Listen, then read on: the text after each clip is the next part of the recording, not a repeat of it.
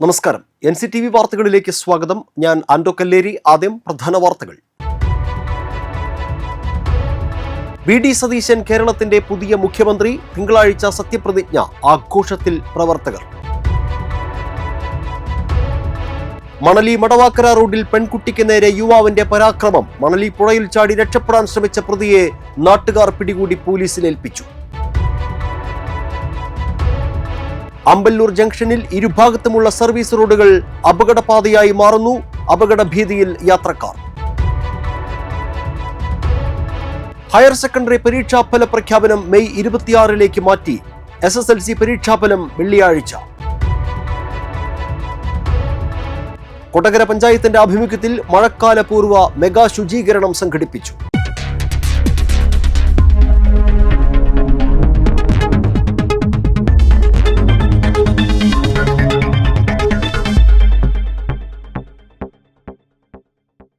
വിശദമായ വാർത്തകളിലേക്ക്. ദിവസങ്ങൾ നീണ്ട ചർച്ചകൾക്കും അനിശ്ചിതത്വങ്ങൾക്കും ഒടുവിൽ വിരാമം. വി.ഡി. സതീശനെ കേരളത്തിന്റെ പുതിയ മുഖ്യമന്ത്രിയായി ഹൈക്കമാൻഡ് പ്രഖ്യാപിച്ചു. ജില്ലയിൽ AICC വിളിച്ച വാർത്താ സമ്മേളനത്തിലാണ് സതീശനെ മുഖ്യമന്ത്രിയായി പ്രഖ്യാപിച്ചത്. തിങ്കളാഴ്ച രാവിലെ 10 മണിക്ക് സെൻട്രൽ സ്റ്റേഡിയത്തിലാണ് സത്യപ്രതിജ്ഞ.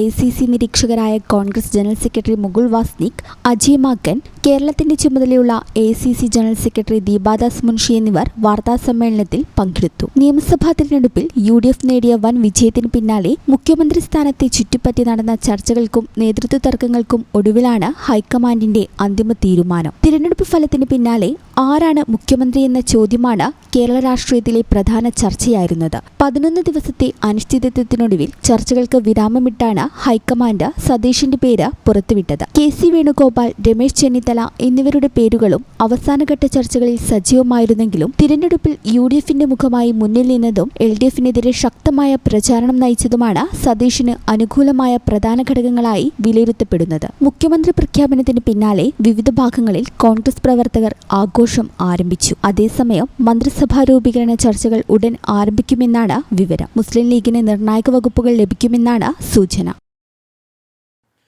കടലിളകി വന്നാലും നിലപാടിൽ ഉറച്ചു നിൽക്കുന്ന ശൈലി, വിട്ടുവീഴ്ചയില്ലാത്ത പോരാട്ട വീര്യം, തിരിച്ചടികളെ ചവിട്ടുപടികളാക്കി മാറ്റിയ രാഷ്ട്രീയ തന്ത്രജ്ഞൻ, പറവൂരിന്റെ പ്രിയപുത്രൻ വി.ഡി. സതീശൻ ഇനി കേരളത്തിന്റെ ഭരണസാരഥി. വിദ്യാർത്ഥി രാഷ്ട്രീയം മുതൽ മുഖ്യമന്ത്രി പദം വരെയുള്ള ആ ജൈത്രയാത്രയെക്കുറിച്ചുള്ള പ്രത്യേക റിപ്പോർട്ടിലേക്ക്. ആരും വെള്ളിത്തളികയിൽ വെച്ചു നീട്ടിയതല്ല ഈ മുഖ്യമന്ത്രി പദം. തഴയപ്പെട്ടപ്പോഴും മാറ്റി നിർത്തപ്പെട്ടപ്പോഴും തളരാതെ പോരാടി നേടിയെടുത്ത വിജയമാണ് വടശ്ശേരി ദാമോദര മേനോൻ സതീശൻ എന്ന വി.ഡി. സതീശന്റേത്. 1996 പറവൂരിലെ ഇടതുകോട്ടയിൽ പരാജയപ്പെട്ടു തുടങ്ങിയ ഒരാൾ ഇന്ന് കേരളത്തിന്റെ അമരക്കാരനാകുന്നത് ചരിത്രത്തിന്റെ മധുര പ്രതികാരമാണ്. തേവര സേക്രഡ് ഹാർട്ട് കോളേജിലെ ആർട്സ് ക്ലബ് സെക്രട്ടറിയിൽ നിന്ന് MG സർവകലാശാല യൂണിയൻ ചെയർമാൻ വരെ KCU പ്രസ്ഥാനത്തിലൂടെ വളർന്നുവന്ന സതീശന് കപ്പിനും ചുണ്ടിനുമിടയിൽ പല സ്ഥാനങ്ങളും നഷ്ടമായി. എന്നാൽ നിയമബിരുദം നേടി ഹൈക്കോടതിയിലെ അഭിഭാഷകനായപ്പോഴും സതീശന്റെ മനസ്സിൽ രാഷ്ട്രീയം തന്നെയായിരുന്നു ഒന്നാമത്. 2001 പറവൂരിൽ നിന്ന് ആദ്യമായി നിയമസഭയിലെത്തിയപ്പോൾ സഭ കണ്ടത് ലക്ഷ്യവേദിയായ ഇടപെടലുകൾ നടത്തുന്ന ഒരു യുവ തുർക്കിയെയാണ്. സങ്കീർണമായ വിഷയങ്ങളെ ലളിതമായും എന്നാൽ യുക്തിഭദ്രമായും അവതരിപ്പിക്കുന്ന സതീശൻ ശൈലി പെട്ടെന്ന് തന്നെ ശ്രദ്ധിക്കപ്പെട്ടു. പ്രതിപക്ഷത്തായിരുന്നപ്പോൾ ലോട്ടറി വിവാദത്തിൽ ഐസക്കിനെ പോലുള്ള അധികായന്മാരെ മുട്ടുകുത്തിച്ചതും ഏറ്റവും അധികം അടിയന്തര പ്രമേയങ്ങൾ അവതരിപ്പിച്ച റെക്കോർഡും സതീശന് മാത്രം അവകാശപ്പെട്ടതാണ്. മന്ത്രിസ്ഥാനം ഗ്രൂപ്പ് സമവാക്യങ്ങളിൽ തട്ടി തടഞ്ഞപ്പോഴും സതീശൻ മടുത്തില്ല. ഹരിത രാഷ്ട്രീയം പറഞ്ഞ് അദ്ദേഹം മാഫിയകൾക്കെതിരെ പോരാടി. സമുദായ നേതാക്കളുടെ തിണ്ണ നിരങ്ങാതെ തന്നെ അവരുമായി ആരോഗ്യകരമായ ബന്ധം സ്ഥാപിക്കാമെന്ന് സതീശൻ തെളിയിച്ചു. 2021 വീണ്ടുടനെ UDFനെ കൈപ്പിടിച്ചുയർത്താൻ പ്രതിപക്ഷ നേതാവായി ചുമതലയേറ്റപ്പോൾ സതീശൻ നടത്തിയത് മാന്ത്രികമായ തിരിച്ചുവരവായിരുന്നു. സ്വന്തം പാർട്ടിക്കാരുടെ തെറ്റുകൾ പോലും തള്ളിപ്പറയാൻ മടിക്കാത്ത, പീഡകർക്കും അഴിമതിക്കാർക്കും വിട്ടുവീഴ്ചയില്ലാത്ത നിലപാടുകൾ സതീശനെ ജനകീയനാക്കി. 100 സീറ്റ് ലഭിച്ചില്ലെങ്കിൽ രാഷ്ട്രീയ വനവാസത്തിന് പോകുമെന്ന വെല്ലുവിളി ഏറ്റെടുത്ത ജനത സതീശനെ ഇരുകൈയും നീട്ടി സ്വീകരിച്ചു. ഇന്ന് നിലപാടുകളുടെ ആൾരൂപം കേരളത്തിന്റെ മുഖ്യമന്ത്രിയായി സത്യപ്രതിജ്ഞ ചെയ്യുമ്പോൾ അത് പുതിയൊരു രാഷ്ട്രീയ ശൈലിയുടെ തുടക്കം കൂടിയാണ്. തിരസ്കാരങ്ങളുടെ കാലത്ത് തന്റേടം കൊണ്ട് നേരിട്ട നേതാവ്. ആശയങ്ങളുടെ കരുത്തുമായി വി.ഡി. സതീശൻ പുതിയ ദൗത്യം ഏറ്റെടുക്കുമ്പോൾ കേരളം ഉറ്റുനോക്കുന്നത് മാറ്റത്തിന്റെ ആ പുതിയ പ്രഭാതത്തിലേക്കാണ്. കേരളത്തിന്റെ പുതിയ മുഖ്യമന്ത്രിയായി വി.ഡി. സതീശനെ ഹൈക്കമാൻഡ് പ്രഖ്യാപിച്ചതിന് പിന്നാലെ പുതുക്കാട് സെന്ററിൽ കോൺഗ്രസ് പ്രവർത്തകരുടെ ആവേശകരമായ ആഹ്ലാദ പ്രകടനം. ഡൽഹിയിൽ നിന്ന് ഔദ്യോഗിക പ്രഖ്യാപനം വന്നതോടെ പ്രവർത്തകർ വിജയാഘോഷങ്ങൾ പങ്കുവച്ചു.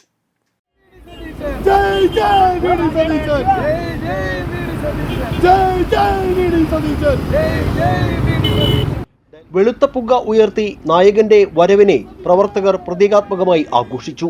പടക്കം പൊട്ടിച്ചും മധുരപലഹാരങ്ങൾ വിതരണം ചെയ്തുമാണ് സതീശന്റെ സ്ഥാനാരോഹണത്തെ പ്രവർത്തകർ വരവേറ്റത്.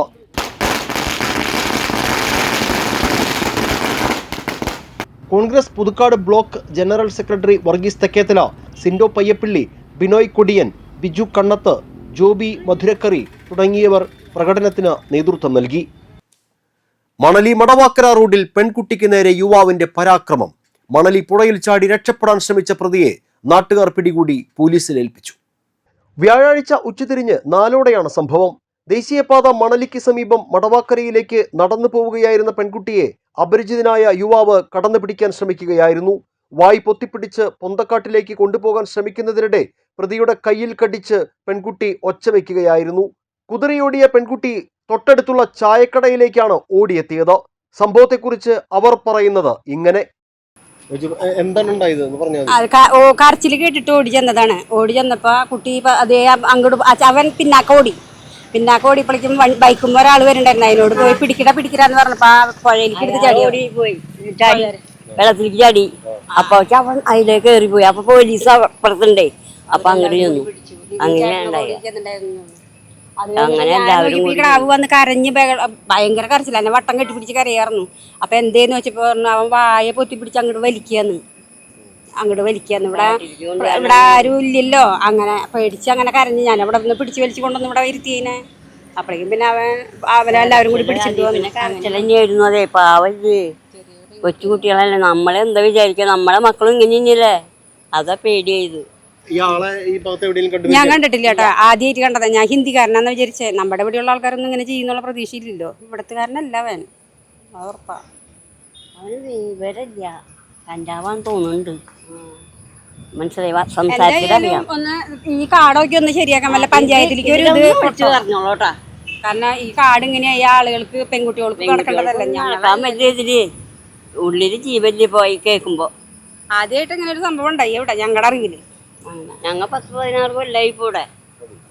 നാട്ടുകാർ ഓടിക്കൂടിയതോടെ രക്ഷപ്പെടാനായി പ്രതി മണലിപ്പുഴയിലേക്ക് എടുത്തു ചാടുകയായിരുന്നു. ഉടൻ തന്നെ പാലിയേക്കര സ്വദേശിയായ കുമാറാണ് പുഴയിലേക്ക് ചാടി പ്രതിയെ പിടികൂടിയത്. തുടർന്ന് പ്രതിയെ ഈ വഴിയെത്തിയ മോട്ടോർ വെഹിക്കിൾ ഡിപ്പാർട്ട്മെന്റ് സംഘത്തിന് കൈമാറുകയായിരുന്നു. ഞാൻ ആ വഴിയിൽ നിന്ന് വരുന്നുണ്ടായിരുന്നു. അവിടെ നിന്ന് വരുമ്പോൾ ആ പെൺകുട്ടി ബൈക്കിന്റെ ഫ്രണ്ടിൽ കൈ കാണിച്ചിട്ട് ചേട്ടാ ഒരു ചെക്കൻ എന്നെ ഉപദ്രവിക്കാനായിട്ട് ഓടി വന്ന് പിടിക്കായിരുന്നു. അപ്പോൾ ഞാൻ എന്ത് ചെയ്തു, വണ്ടി അപ്പനെ തിരിച്ചു പോയിട്ട് ആ ചെക്കൻ അപ്പോഴേക്കും അങ്ങോട്ട് ഓടി. എന്നിട്ട് ഞാൻ നേരെ വേഗം കയറി പോയപ്പോൾ അവൻ ആ മണലി പാലത്തിൻ്റെ അവിടെ നിന്ന് അങ്ങോട്ട് ചാടി. എന്നിട്ട് ഞാനും വേറെ 2 ചേട്ടന്മാരെ വിളിച്ചിട്ട് ഞങ്ങൾ ആദ്യം ചാടാൻ നോക്കി, പറ്റിയില്ല. അപ്പോഴേക്കും അവൻ വെള്ളത്തിൽ ചാടി. എന്നിട്ട് ഞങ്ങൾ അപ്പുറത്ത് പറമ്പ് കൂടി കടന്നിട്ട് അവനെ പിടിച്ച് കൊണ്ടുവന്ന് സാർമാരെ അടുത്ത് ഏൽപ്പിച്ചു. പോലീസുകാരുണ്ടായില്ല. RDO മറ്റേ വെഹിക്കിൾ സാർമാർ അവർ റണ്ണിങ്ങിൽ വരുമായിരുന്നു. ഞങ്ങൾ അവരെ വൈകിട്ട് കൈ കാണിച്ച് അവരെ അടുത്ത് ഞങ്ങൾ ഏൽപ്പിച്ചു. പ്രതിനെ തടഞ്ഞ് പിടിച്ച് അവർ വെച്ചിട്ടുണ്ടായിരുന്നു. എന്നിട്ട് പുതുക്കാട് സ്റ്റേഷനിൽ സാർമാരെ വിളിച്ചിട്ട് അവർ വന്ന് പ്രതിനെ കൊണ്ടുപോയി. പിന്നീട് പ്രതിയെ പുതുക്കാട് പോലീസ് സ്ഥലത്തെത്തി കസ്റ്റഡിയിലെടുത്തു. ഇയാൾ കർണാടക സ്വദേശിയാണെന്നും മാനസിക വിഭ്രാന്തി ഉള്ളതുപോലെയാണ് പ്രതിയുടെ പെരുമാറ്റമെന്നും പോലീസ് പറഞ്ഞു. പ്രതിയെ പോലീസ് കൂടുതൽ ചോദ്യം ചെയ്തു വരികയാണ്.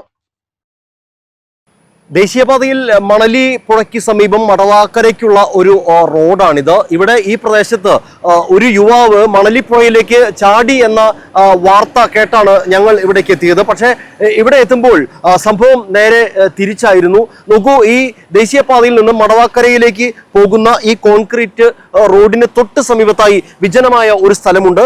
ഈ വഴി നടന്നു പോയിരുന്ന മടവാക്കര സ്വദേശിയായ ഒരു പെൺകുട്ടിയെ അപരിചിതനായ ഒരു യുവാവ് ആക്രമിക്കാൻ ശ്രമിക്കുകയും ഈ കാട് പിടിച്ചു കിടക്കുന്ന ഈ പ്രദേശത്തേക്ക് വലിച്ചു കൊണ്ടുപോകാൻ ശ്രമിക്കുകയുമായിരുന്നു. ഈ പെൺകുട്ടി ബഹളം വെച്ചതോടെയാണ് ഇയാൾ ഓടി മണലിപ്പുഴയിലേക്ക് എടുത്തു ചാടാൻ ശ്രമിച്ചത് എന്നാണ് നമുക്ക് മനസ്സിലാക്കാൻ കഴിഞ്ഞത്. ഏതായാലും ആ യുവാവിനെ നാട്ടുകാർ ഓടിക്കൂടി പിടികൂടിയിട്ടുണ്ട്, പോലീസിൽ ഏൽപ്പിച്ചു. അങ്ങനെയാണ് ഈ സംഭവം നമ്മൾ അറിയുന്നത്. ഏതായാലും ഈ പ്രദേശം ഇങ്ങനെ വിജനമായി കിടക്കുന്ന ഈ പ്രദേശത്ത് ഇത്തരം സംഭവങ്ങൾ ആവർത്തിക്കാതിരിക്കാൻ വിദ്യാർത്ഥികളടക്കം നൂറുകണക്കിന് കുട്ടികളടക്കം നടന്നു പോകുന്ന ഒരു വഴിയാണിത്. അപ്പോൾ ഇവിടെ ഈ കാട് പിടിച്ചു കിടക്കുന്ന ഈ പ്രദേശങ്ങൾ അത് ഇനിയും ഇത്തരം സംഭവങ്ങൾ ആവർത്തിക്കാതിരിക്കാൻ ഒരു നടപടി നാട്ടുകാരുടെ പഞ്ചായത്തിന്റെയോ അധികൃതരുടെയോ ഭാഗത്തു നിന്നോ ഉണ്ടാകണമെന്നാണ് നാട്ടുകാരൊക്കെ ആവശ്യപ്പെടുന്നത്. ക്യാമറമാൻ നന്ദുവിനൊപ്പം ആൻഡോ കല്ലേരി, NCTV ന്യൂസ്, പുതുക്കാട്. അടിപ്പാത നിർമ്മാണം നടക്കുന്ന ആമ്പല്ലൂർ ജംഗ്ഷനിൽ ഇരുഭാഗത്തുമുള്ള സർവീസ് റോഡുകൾ അപകടപാതയായി മാറുന്നു. സർവീസ് റോഡുകളിൽ സ്ലാബുകൾ ഇളകിക്കിടക്കുന്നതും റോഡിന്റെ നിരപ്പിൽ ഉയര വ്യത്യാസമുള്ളതും അപകടങ്ങൾക്ക് കാരണമാകുന്നതായി യാത്രക്കാർ. ദേശീയപാത ആമ്പല്ലൂരിൽ ചാലക്കുടി ഭാഗത്ത് നിന്ന് തൃശൂരിലേക്കുള്ള സർവീസ് റോഡിൽ ബുധനാഴ്ച സ്കൂട്ടറിൽ നിന്ന് വീണ യാത്രക്കാരി ലോറിക്കടിയിൽപ്പെട്ട് മരിച്ചതാണ് ഒടുവിലത്തെ സംഭവം. വെണ്ടൂർ സ്വദേശി മഞ്ഞളി ബാബുവിന്റെ ഭാര്യ ബിജിയാണ് മരിച്ചത്. പുതുക്കാട് സിഗ്നൽ കഴിഞ്ഞ് ദേശീയപാതയിലൂടെ 2 ട്രാക്കുകളിലായി അതിവേഗത്തിലെത്തുന്ന വാഹനങ്ങൾ സർവീസ് റോഡിലേക്ക് പ്രവേശിക്കുന്നിടത്ത് ഒറ്റ വരിയായി ചുരുങ്ങും. വലിയ വാഹനങ്ങൾ സർവീസ് റോഡിലൂടെ സഞ്ചരിക്കുമ്പോൾ ഇരുചക്ര വാഹനങ്ങളും ഓട്ടോകളും കോൺക്രീറ്റ് സ്ലാബുകൾക്ക് മുകളിലൂടെയാണ് സഞ്ചരിക്കുന്നത്. ഇവിടെ സർവീസ് റോഡുകളും ദേശീയപാതയും ബന്ധിപ്പിക്കുന്ന ഭാഗങ്ങൾ സുരക്ഷിതമായല്ല നിർമ്മിച്ചിരിക്കുന്നത്. റോഡും കോൺക്രീറ്റ് സ്ലാബുകളും തമ്മിൽ ഉയര വ്യത്യാസവും കുഴികളുമുണ്ട്. റോഡിൽ നിന്ന് സ്ലാബിലേക്ക് കയറുന്ന ഇരുചക്ര വാഹനങ്ങളാണ് തെന്നിമറിഞ്ഞ് പതിവായി അപകടത്തിൽപ്പെടുന്നത്.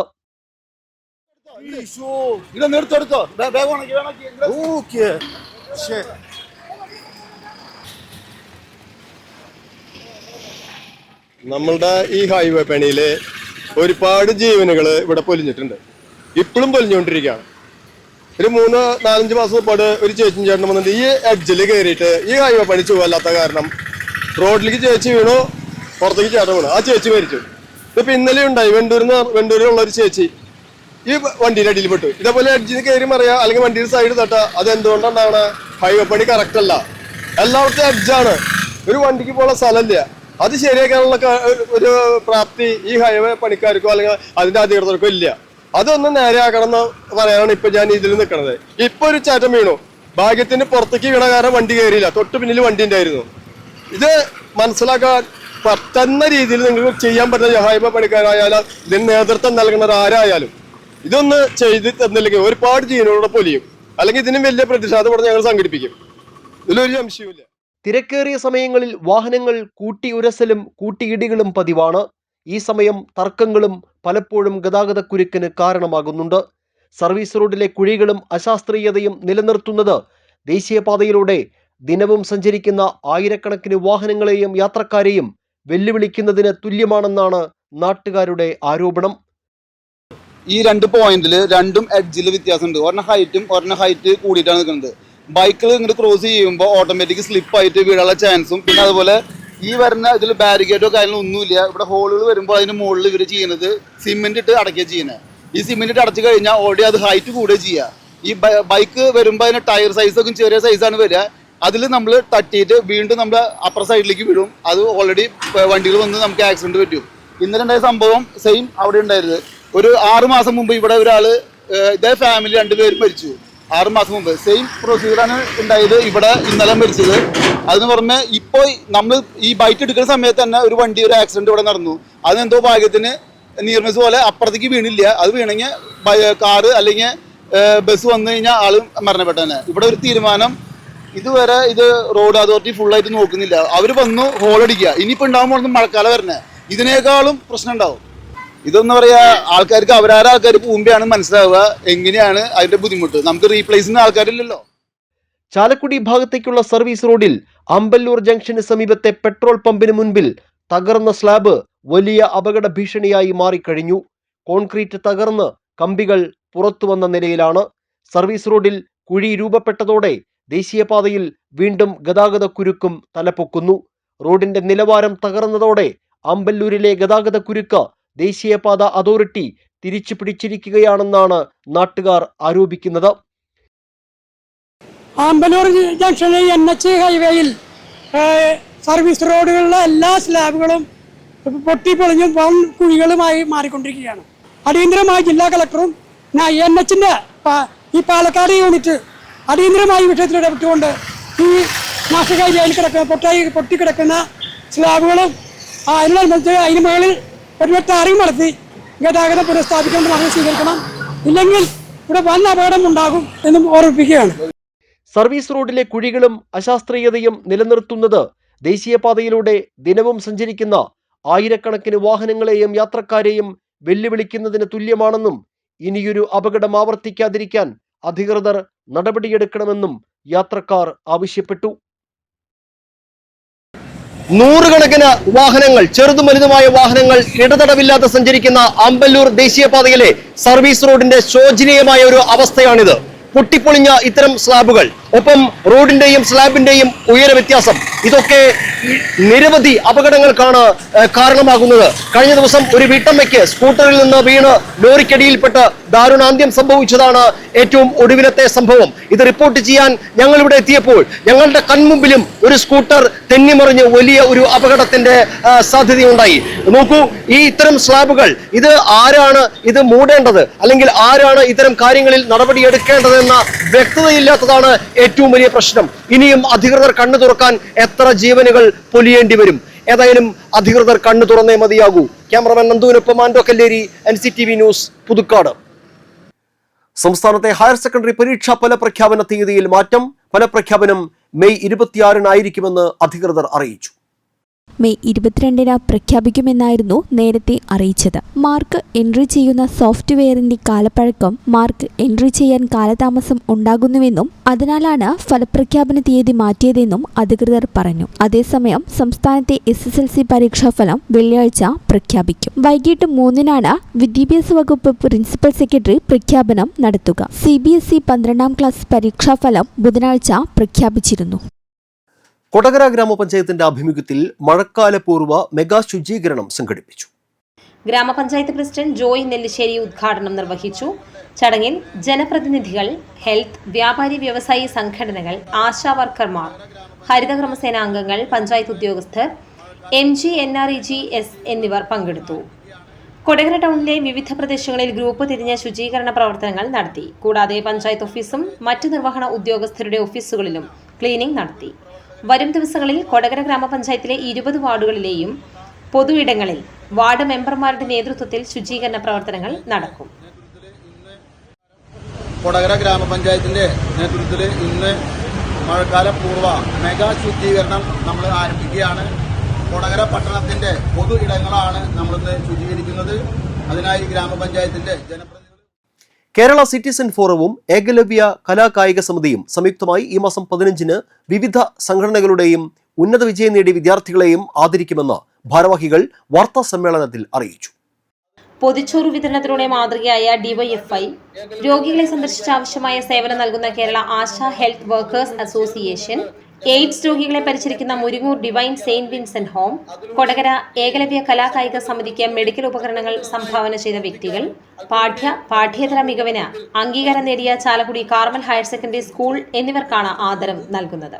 വെള്ളിയാഴ്ച വൈകിട്ട് 6-ന് കൊടകര ഗവൺമെന്റ് LP സ്കൂളിൽ സംഘടിപ്പിക്കുന്ന ചടങ്ങിൽ നിയുക്ത MLA-മാരായ Saneesh Kumar Joseph, Thomas Unniyadan, KK Ramachandran, retired justice Narayanakurup എന്നിവർ സംഘടനകളെയും സ്ഥാപനങ്ങളെയും ആദരിക്കും.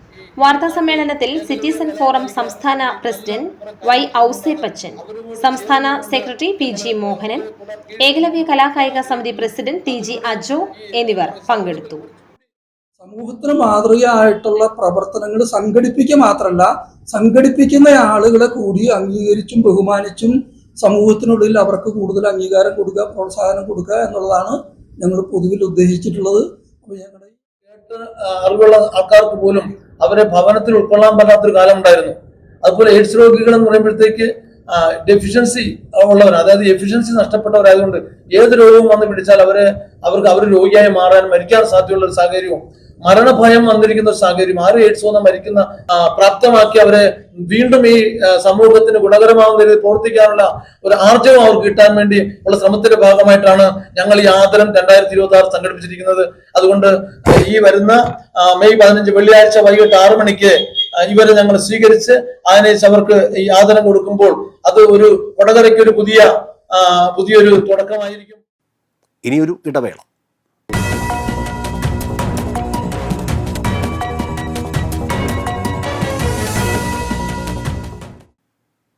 വാർത്തകൾ തുടരുന്നു. മേള കലാ സംഗീത സമിതിയുടെ ആഭിമുഖ്യത്തിൽ കുറുംകുഴൽ വിദ്വാൻ കൊടകര ശിവരാമൻ നായരുടെ 9ാം ചരമവാർഷിക ദിനാചരണ അനുസ്മരണവും പുഷ്പാർച്ചനയും നടത്തി. മുതിർന്ന മേള കലാകാരൻ തൃപ്പേക്കുളം ഉണ്ണി മാരാർ ശിവരാമൻ നായരുടെ ഛായാചിത്രത്തിന് മുന്നിൽ ദീപം തെളിയിച്ചു. സമിതി പ്രസിഡന്റ് PM നാരായണ മാരാർ അധ്യക്ഷനായിരുന്നു. കണ്ണമ്പത്തൂർ വേണുഗോപാൽ, അരുൺ പാലാഴി, രാജു വാര്യർ മരത്തോമ്പിള്ളി, സജിൻ തൊട്ടിപ്പാൾ എന്നിവർ സംസാരിച്ചു. കൊടകര അഴകം യുവജന സംഘം വായനശാല ബാലവേദി കുട്ടികൾക്കായി വായനാ കളരി സംഘടിപ്പിച്ചു. വായനക്കളരി ചാലക്കുടി കാർമൽ സ്കൂൾ അധ്യാപിക ബീന സതീശൻ ഉദ്ഘാടനം ചെയ്തു. വായനശാല പ്രസിഡന്റ് K ബാബുരാജ് അധ്യക്ഷത വഹിച്ചു. വായനശാല കമ്മിറ്റി അംഗം V കുമാരി, ബാലവേദി committee joint secretary Ann Maria Daiju, വായനശാല secretary PM Sunil Kumar, librarian MK Sreeja എന്നിവർ പ്രസംഗിച്ചു.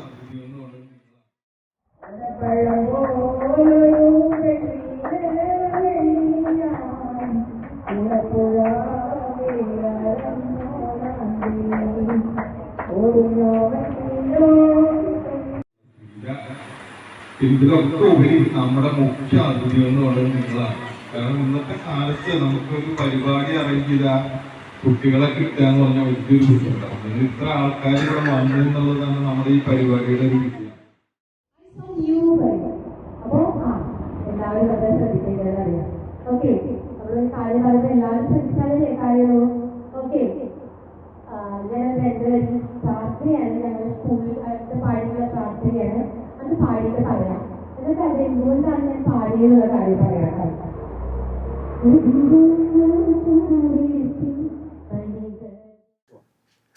വനിതാ ശിശു വികസന വകുപ്പ് കൊടകര അഡീഷണൽ പ്രൊജക്ട് സംഘടിപ്പിച്ച പോഷൻ പക്വത 2026 ബ്ലോക്ക് പഞ്ചായത്ത് പ്രസിഡന്റ് അശ്വതി ബിബി ഉദ്ഘാടനം ചെയ്തു. Additional project officer G Sudharmani, block panchayat അംഗം ജസ്റ്റിൻ പൊന്മിനിശ്ശേരി, ICDS സൂപ്പർവൈസർമാരായ PM സൗമ്യ, മീര മോഹനൻ, V സുധാകുമാരി എന്നിവർ സംസാരിച്ചു. Nenmanikkara panchayat LHI VG Raji class നയിച്ചു. തുടർന്ന് ഫാഷൻ ഷോയും പോഷകാഹാര ഭക്ഷണ പ്രദർശനവും നടത്തി. എക്സ്പ്രസ് ദിനപത്രത്തിന്റെ ഉടമയും മുഖ്യ പത്രാധിപരുമായിരുന്ന K ബാലകൃഷ്ണൻ തൃശൂരിൽ അന്തരിച്ചു. 87 വയസ്സായിരുന്നു. കേരളത്തിലെ മാധ്യമരംഗത്ത് മായാത്ത മുദ്ര പതിപ്പിച്ച എക്സ്പ്രസ് പത്രം 1944 ബാലകൃഷ്ണന്റെ പിതാവ് K കൃഷ്ണനാണ് സ്ഥാപിച്ചത്. ബാലാജി എന്ന പേരിൽ സിനിമാ നിരൂപകനായി പത്രപ്രവർത്തന രംഗത്തേക്ക് കടന്നുവന്ന K ബാലകൃഷ്ണൻ 1970 നവംബറിൽ പിതാവിന്റെ മരണശേഷമാണ് മുഖ്യ പത്രാധിപരായത്. ധനലക്ഷ്മി ബാങ്ക്, അമ്പാൾ ചിറ്റീസ് എന്നിവയുടെ ഡയറക്ടറായിരുന്നു. നൃത്തകലാ പരിശീലനത്തിനായി K കൃഷ്ണൻ സ്ഥാപിച്ച നടന നികേതനത്തിനും നേതൃത്വം നൽകിയിരുന്നു. 1993 ജനതാ പാർട്ടി അധ്യക്ഷൻ സുബ്രഹ്മണ്യൻ സ്വാമി എക്സ്പ്രസ് ഏറ്റെടുത്തതിന് ശേഷമാണ് പത്രാധിപരുടെ ചുമതല ഒഴിഞ്ഞത്. പറപ്പൂക്കര വിശുദ്ധ ജോൺ നെബിംസിയാൻ ഫൊറോന തീർത്ഥാടന കേന്ദ്രത്തിലെ വിശുദ്ധ ലോന മുത്തപ്പന്റെ തിരുനാൾ വെള്ളി ശനി ദിവസങ്ങളിലായി ആഘോഷിക്കും. വെള്ളിയാഴ്ച രാവിലെ 9 നടക്കുന്ന ആഘോഷമായ ദിവ്യബലിക്ക് ഫാദർ ആൽബിൻ പുതുശ്ശേരി മുഖ്യ കാർമ്മികനാകും. വൈകിട്ട് 5 അമ്പ് പ്രദക്ഷിണം ദേവാലയത്തിൽ എത്തിച്ചേരും. 5:15 വിശുദ്ധന്റെ തിരുസ്വരൂപം കൂട്ടിൽ നിന്നും ഇറക്കും. 8 തിരുമുടി എഴുന്നള്ളിപ്പും നടക്കും. ശനിയാഴ്ച രാവിലെ 10 നടക്കുന്ന ആഘോഷമായ തിരുനാൾ കുർബാനയ്ക്ക് ഫാദർ വിപിൻ കുരിശുതറ മുഖ്യ കാർമ്മികത്വം വഹിക്കും.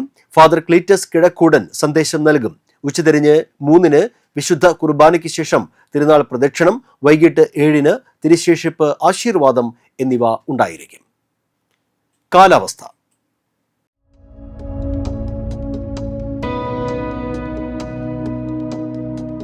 കൂടിയ താപനില 32 ഡിഗ്രി സെൽഷ്യസ്, കുറഞ്ഞ താപനില 26 ഡിഗ്രി സെൽഷ്യസ്.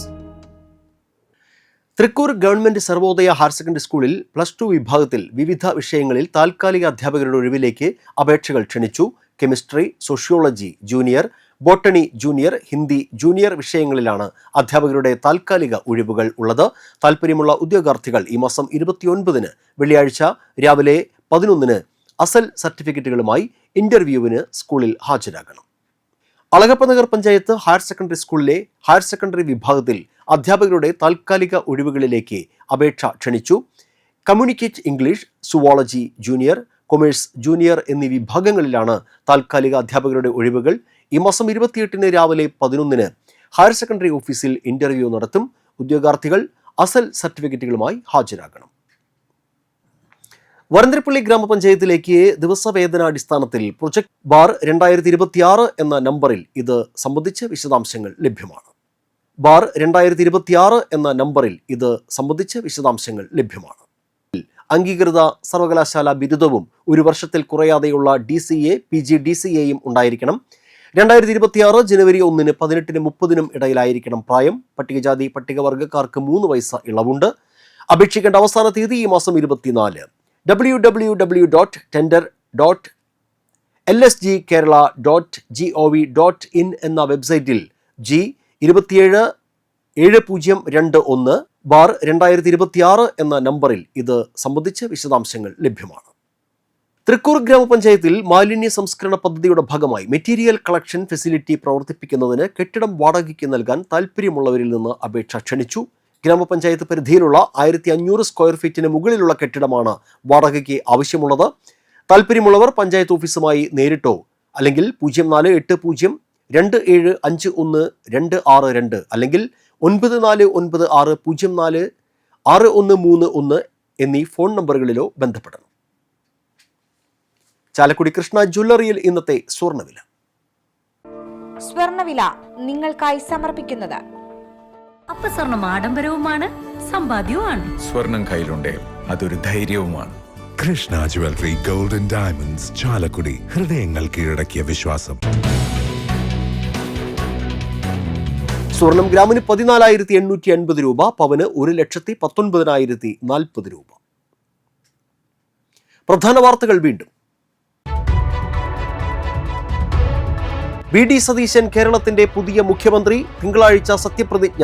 ആഘോഷത്തിൽ പ്രവർത്തകർ. മണലി മടവാക്കര റോഡിൽ പെൺകുട്ടിക്ക് നേരെ യുവാവിന്റെ പരാക്രമം. മണലി പുഴയിൽ ചാടി രക്ഷപ്പെടാൻ ശ്രമിച്ച പ്രതിയെ നാട്ടുകാർ പിടികൂടി പോലീസിലേൽപ്പിച്ചു. അമ്പല്ലൂർ ജംഗ്ഷനിൽ ഇരുഭാഗത്തുമുള്ള സർവീസ് റോഡുകൾ അപകടപാതയായി മാറുന്നു. അപകട ഭീതിയിൽ യാത്രക്കാർ.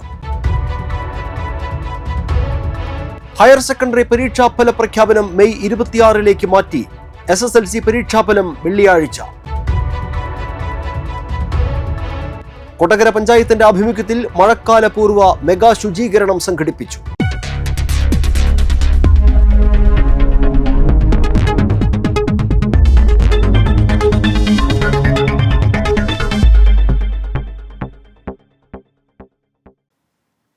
ഇതോടെ ബുള്ളറ്റിൻ പൂർണ്ണമാകുന്നു. പുതുക്കാട് മേഖലയിലെ പ്രധാന സംഭവങ്ങളുടെ വാർത്താ ക്ലിപ്പുകളും ഡെയിലി ന്യൂസും NCTV ന്യൂസ് എന്ന യൂട്യൂബ് ചാനലിൽ ലഭ്യമാണ്. ന്യൂസ് ബുള്ളറ്റിൻ എല്ലാ ദിവസവും രാത്രി 9 മുതൽ യൂട്യൂബിൽ ലഭ്യമാണ്. വാർത്തകൾക്കും അപ്ഡേറ്റുകൾക്കും nctvnews.com എന്ന വെബ്സൈറ്റും NCTV ന്യൂസ് എന്ന ഇൻസ്റ്റഗ്രാം പേജും ഫോളോ ചെയ്യുക. പുതുക്കാട് നിയോജകമണ്ഡലം, കൊടകര ബ്ലോക്ക് പഞ്ചായത്ത് പരിധികളിലെ സമഗ്ര വാർത്തകൾ അറിയാൻ NCTV ന്യൂസ് എന്ന യൂട്യൂബ് ചാനൽ സബ്സ്ക്രൈബ് ചെയ്യുക. നമസ്കാരം.